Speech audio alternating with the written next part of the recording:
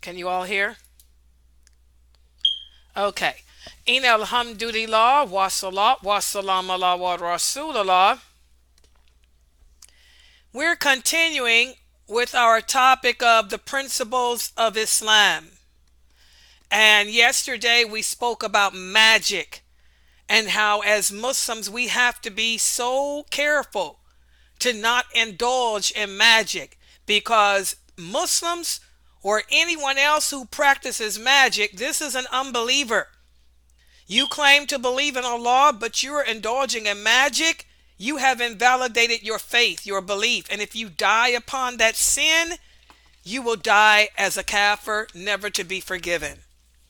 So it's important that we know what the different types of magic are because there's so many of us that do things, especially on Facebook, we play certain games and things that fall in the category of magic. So I'm going to speak about the different types of magic today.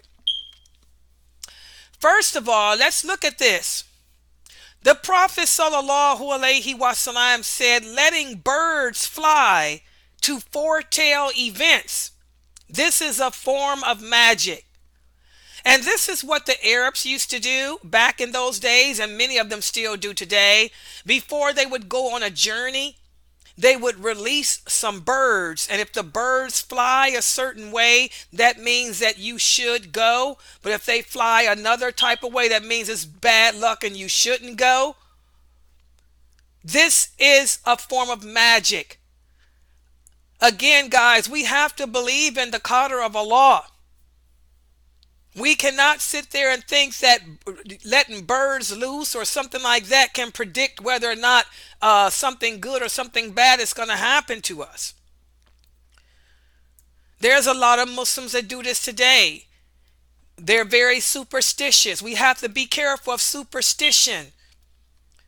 A lot of people won't go on a journey unless they shoot an arrow. If the arrow hits the target, that means I should go. If it misses a target, then I shouldn't go. We can't do stuff like this, guys. This is all a form of sorcery, drawing lines on the earth, shooting arrows in the sky, looking at birds and letting birds loose and how the leaf falls. This stuff is associating partners with Allah. And we cannot indulge in this. To indulge in this behavior and die upon it will invalidate your faith. So be careful of that. We have to trust in Allah. If I'm going to go on a journey, I'm going to trust in Allah. Also, another form of magic that many people indulge in, and you see this on Facebook, is astrology. Taking knowledge about yourself from the stars. This is a form of sorcery. This is a form of magic. The Prophet sallallahu alaihi wasallam said, whoever learns astrology has learned a form of magic. Excuse me. Those who learn more are getting that much more sin to their credit. So we don't deal in astrology, guys. Horoscope signs, numerology, all of that is the same. I was born July 6, 19, whatever, so that makes me a Cancer, and and the stars were aligned this way, which means that when I grew up, I'm going to be this or that. This is haram. Reading your horoscope, dealing with the stars, taking from numerology, all that is haram, guys. So we have to stay away from that, even out of fun. You want to read the newspaper and see what your astrological forecast is? This is haram. Don't indulge in that. And again, we talked about wearing amulets. We talked about wearing talismans. All of this is haram. This is a form of associating partners with Allah. I'm going to wear this charm around my neck for good luck. I'm going to wear these verses of the Quran around my neck to protect me. If Allah has decreed something to happen to you, if you were to cover yourself in a book of the Quran, you would still get whatever Allah has decreed to happen. So again, guys, magic also includes astrology. It includes numerology and all of that too. So stay away from that. Also, something else we need to be careful of. We're living in the days of fitna that the Prophet sallallahu alaihi wasallam warned us of. The days in which there will appear amongst us many people who are good speakers.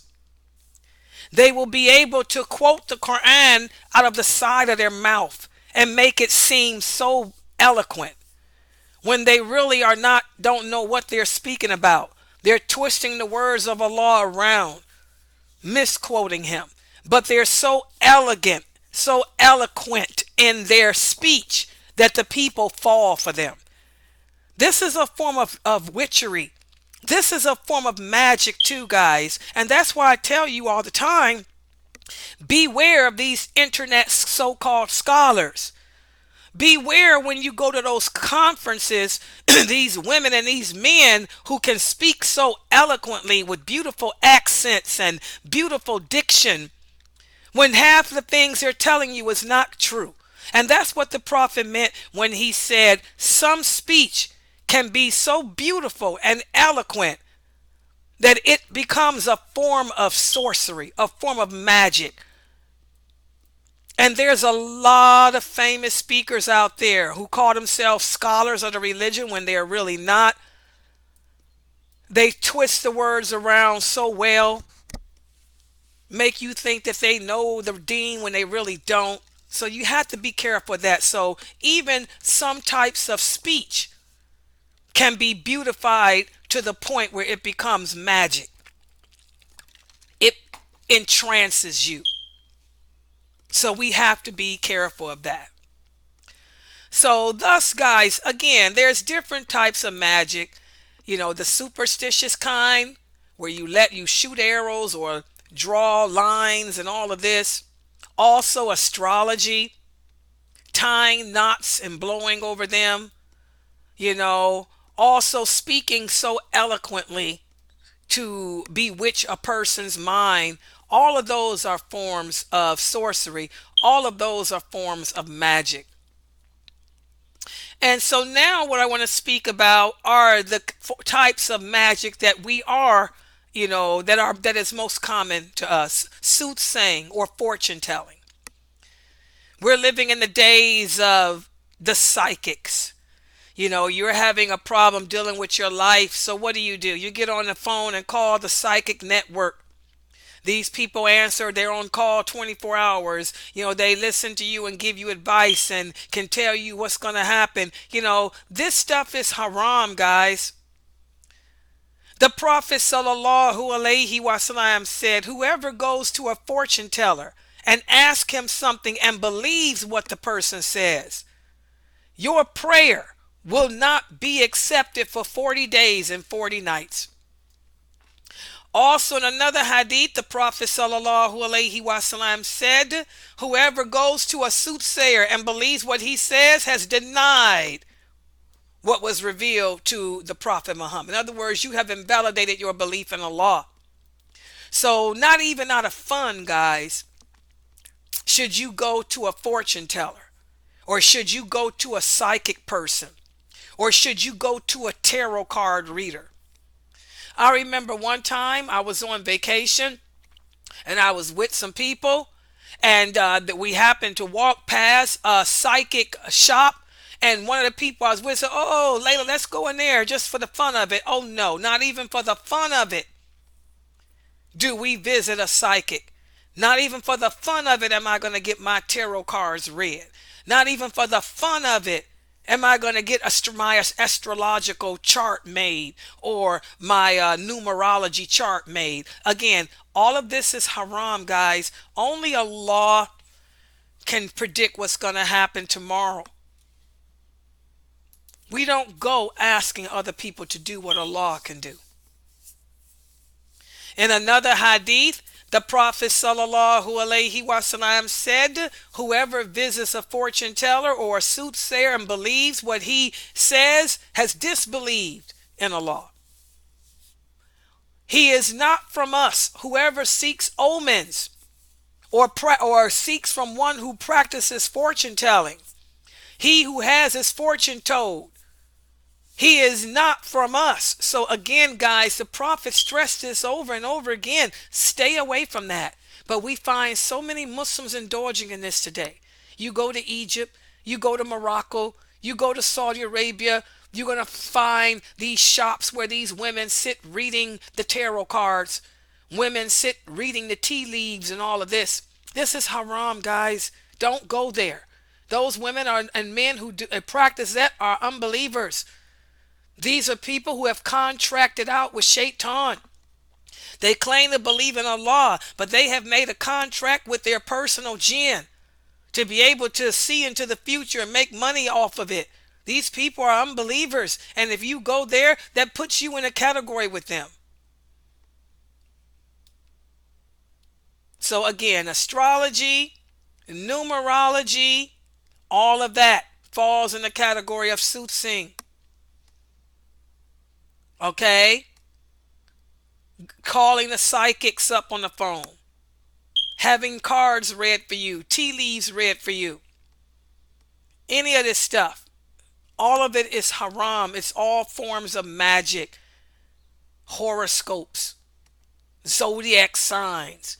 What sign are you? I'm a Cancer. What sign are you? I'm a Scorpio. All of that stuff is haram. You are a Muslim.